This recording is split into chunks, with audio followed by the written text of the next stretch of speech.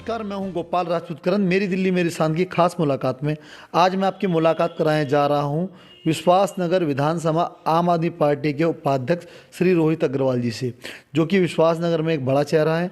25 साल बाद लगभग चांस मिला है जर्नल को, यहाँ पे जर्नल सीट हुई है और यहाँ पर काफ़ी उम्मीदवार आ रहे हैं टिकट के लिए आम आदमी पार्टी के लिए, लेकिन सबसे सीनियर चेहरों में एक चेहरा रोहित जी का है। हम इनसे बात करेंगे ये कब से कार्य कर रहे हैं, विश्वास नगर की कौन कौन सी समस्याएं और इनकी क्या क्या प्राथमिकता रहेगी। तो स्वागत है आपका रोहित जी मेरी दिल्ली मेरे साथ की खास मुलाकात में। नमस्कार गोपाल जी।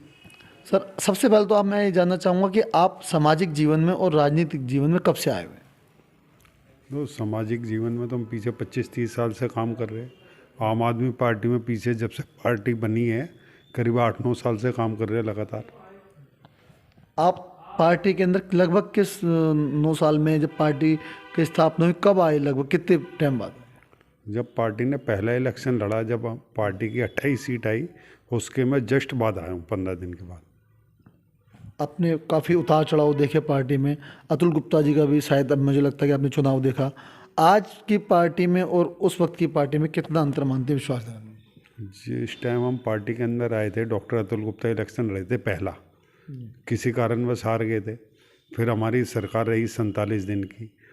जब हम गली मोहल्लों में उस टाइम निकलते थे तो आम आदमी पार्टी वालों को ना आदमी पागल कहते थे कि ये कहाँ से झाड़ू वाले आ गए। फिर दोबारा इलेक्शन हुआ, हमारे पार्टी में फिर अतुल गुप्ता जी लड़े।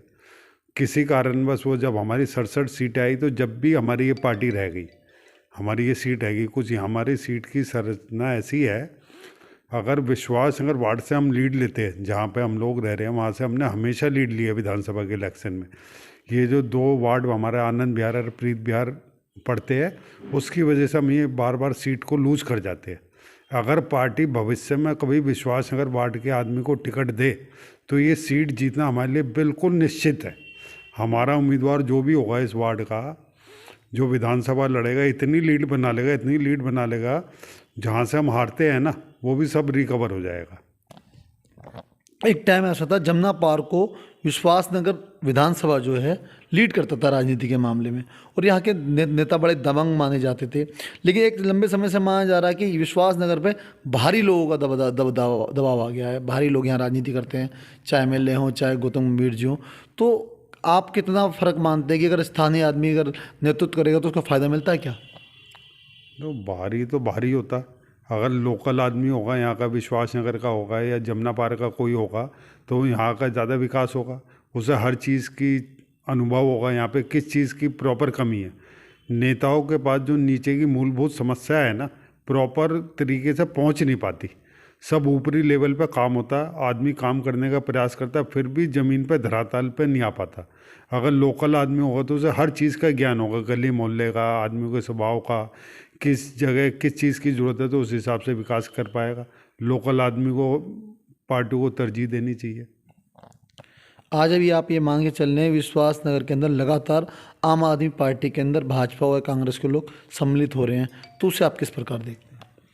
तो पार्टी की हमारी विश्वास नगर में आंधी है, समझो आंधी का सुनामी है एक तरीके से। हर किसी नेता को अपना भविष्य आम आदमी पार्टी में नज़र आ रहा। जब हम लोग आए थे गिनती के 5-7 जने थे, आज समझो इतना कारवा बढ़ गया, इतना कारवा बढ़ गया। अब ये चांस के बाद 25 साल के बाद ये सीट जनरल हो गई है।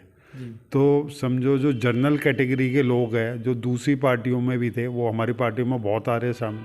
सब टिकट की डिमांड कर रहे हैं, खूब काम कर रहे हैं पब्लिक का। जगह जगह कैंप लग रहे हैं, कोई आई कैंप लगा रहा है, कोई स्वास्थ्य कैंप लगा रहा है, कोई कुछ कर रहा है।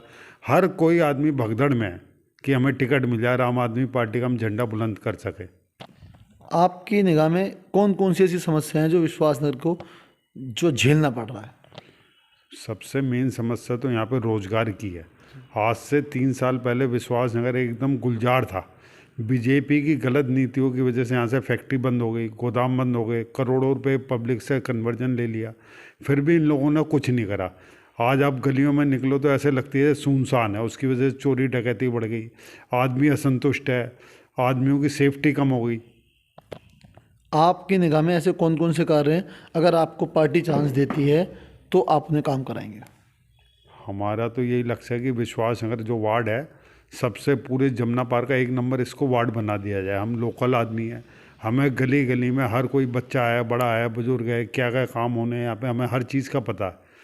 अगर पार्टी हमें मौका देगी और जीते तो समझो विश्वासनगर को रोल मॉडल बना देंगे, रोज़गार उत्पन्न करेंगे।